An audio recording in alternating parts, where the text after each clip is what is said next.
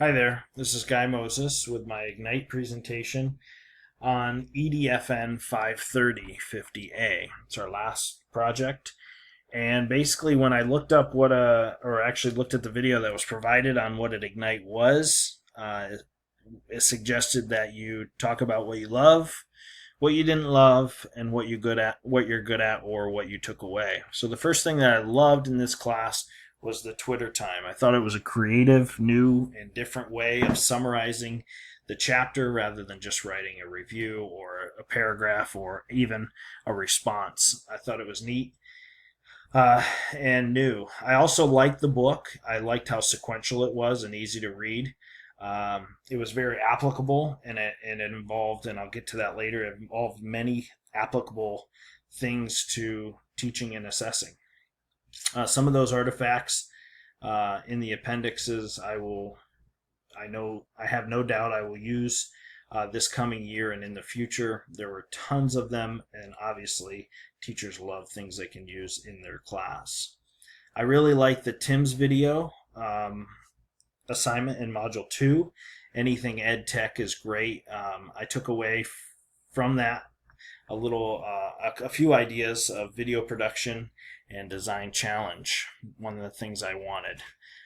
In Module 3, we talked about some more EdTech, things like Kahoot and Nearpod, Quizlet.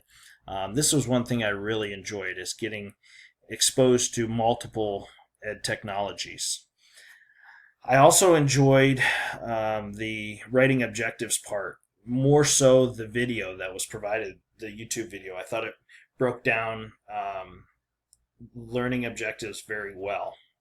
In Module 5, we did some more ed tech with ThingLink, KidBlog, and Glogster.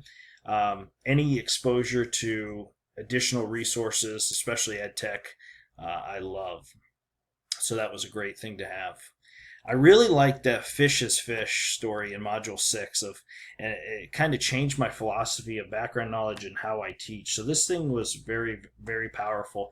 In fact, I went out and ordered a copy just as a constant reminder. I thought it was really cool. This presentation, another idea that I can use with my kids, even the screencast that I'm doing, anything to have a different way of presenting for my students is awesome. One thing I didn't love is with this whole course of study was not being in class. I thought it was different, new.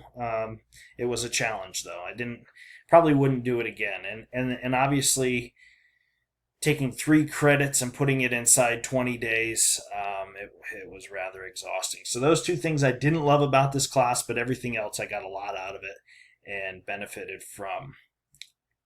Some of those things, I haven't looked at the ISTE standards in probably 2 years, or at least since last summer. So this was a good way to, in one of the modules, we looked at the ISTE standards for students and teachers. So that was a good refresher. Again, haven't really thought about what I was doing in writing objectives in probably 6 years. So getting a refresher of what it means, what each part does, and what it means for your students was really cool and a good takeaway. In strategy 1, I really hone my skills on providing clear and understanding learning targets, using rubrics and answering the question of where are we going, where are we headed as a class. Strategy 3, providing effective feedback.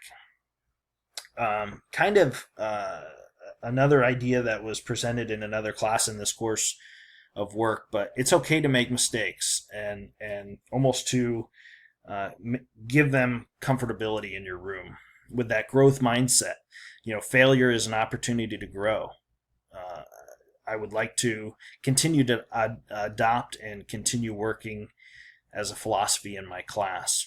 Strategy 7, I thought I did a fair job at engaging students in self-reflection, something I would like to continue doing, especially with portfolios. I would like to definitely get better, and I think I can with this. A huge thank you to Dr. Dietrich and obviously my peers, and last but not least, my district for paying for it. So thank you all for the effective feedback, and I really appreciate your time and your collaboration. So thank you very much. Have a great rest of the summer and a good next year.